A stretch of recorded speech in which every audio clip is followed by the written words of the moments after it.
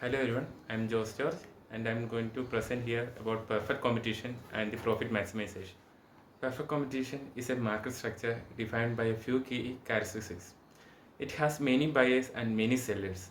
All firms sell identical products and we call those homogeneous products. Firms are price takers and they have no control over the market price. This is a free entry and exit for firms. Now we are going to talk about the features of perfect competition. They are homogeneous in nature and both the buyers and sellers know everything about the market. There are no government restriction on business activities and the price is purely determined by the market demand and supply. Next we are going to talk about the profit maximization and its rules. Every firm's main objective is to maximize profit. Profit is simply calculated as total revenue minus total cost. The golden rule for profit maximization is to produce where marginal revenue equals to marginal cost, which is MR is equal to MC. To conclude, perfect competition is the most effective type of market.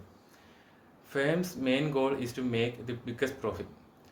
They achieve this by setting production where the extra money they made from selling one more unit, which is marginal revenue, is equal to the extra cost of making it, which is marginal cost. Therefore, MR is equal to MC. Thank you.